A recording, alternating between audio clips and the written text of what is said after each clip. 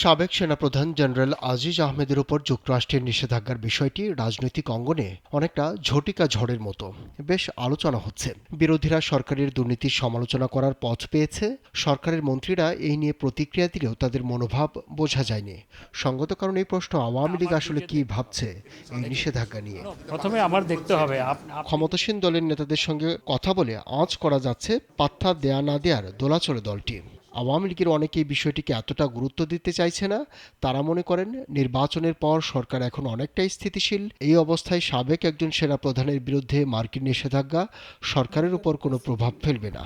তো যারা গণহত্যাকে অস্বীকার করে তারা আমাদের কাকে নিষেধাজ্ঞা দিল, ভিসা নীতি প্রয়োগ করলো, সেটা নিয়ে আমাদের কোনো মাথা ব্যথা। আওয়ামী লীগের নীতি নির্ধারণী পর্যায়ের বেশ কয়েকজন নেতা ও মন্ত্রিসভার সদস্যদের সঙ্গে বিষয়টি নিয়ে কথা হয়। তারা মনে করছেন এর পেছনে যুক্তরাষ্ট্রের রাজনৈতিক কোনো উদ্দেশ্য থাকতে পারে। কিন্তু বিষয়টি নিয়ে সরকার বা আওয়ামী লীগের বিচলিত হওয়ার মতো কিছু নেই। তবে নির্বাচনের আগে এই নিষেধাজ্ঞার ঘোষণা এলে হয়তো সামরিক বেসামরিক আমলাদের মধ্যে এর প্রভাব পড়ত। গত ৭ই জানুয়ারির নির্বাচনের আগে আজিজ আহমেদের যুক্তরাষ্ট্রের ভিসা বাতিল হওয়ার বিষয় গণমাধ্যমে খবর হয়েছে। এবার পরিবারের সদস্যদের যুক্ত করে নিষেধাজ্ঞার বিষয়টি প্রকাশ করা হয়েছে।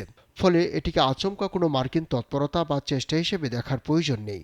তাছাড়া মার্কিন ভিসা নীতির আওতায় এই নিষেধাজ্ঞা দেয়নি বলছেন দায়িত্বশীল নেতারা। ইতিমধ্যে সরকারের পররাষ্ট্র ও স্বরাষ্ট্রমন্ত্রী এই নিয়ে গণমাধ্যমে কথা বলেছেন। এমনকি আওয়ামী লীগ সাধারণ সম্পাদকও স্পষ্ট করেছেন দলটির অবস্থান। দলীয় ফোরামে আলোচনা না হলেও একে অপরের সঙ্গে আলোচনা করছেন তারা। সেটা নিয়ে আমাদের কোনো মাথা ব্যথা। তবে বৃহস্পতিবার সন্ধ্যায় 14 দলীয় জোট নেতাদের সঙ্গে গণভবনে বসবেন আওয়ামী লীগ সভাপতি।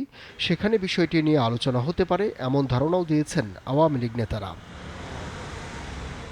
গুরুত্ব দিতে না চাইলেও একটি প্রশ্ন তাদের মনে উকিয়ে দিচ্ছে, আর সেটি হলো এই নিষেধাজ্ঞার দিনক্ষণ নিয়ে। তাদের মতে নিষেধাজ্ঞা এমন এক সময় দিল যখন ডোনাল্ড লু সফরের পর অনেকেই মনে করেছিল সম্পর্ক নতুন মাত্রা পেতে যাচ্ছে। সেই কারণেই যুক্তরাষ্ট্র কখন কি করে তা ধারণা করা কঠিন বলে মত নেতাদের।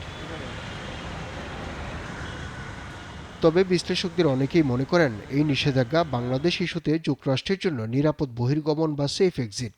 কারণ নির্বাচন নিয়ে যত বাগাড়ম্বর ছিল তার প্রতিফলন দেখা যায়নি। আবার নির্বাচন সুষ্ঠু হয়েছে এমনটাও মনে করে না মার্কিন পররাষ্ট্র দপ্তর। ফলে দক্ষিণ ও পূর্ব এশিয়ায় তাদের স্বার্থের জন্য বাংলাদেশকে ছেড়েও দেওয়া যাবে না। ফলে একটা উইন উইন অবস্থা দেখাতে চায় যুক্তরাষ্ট্র। আবদুল্লাহ শাফি, নাগরিক, ঢাকা।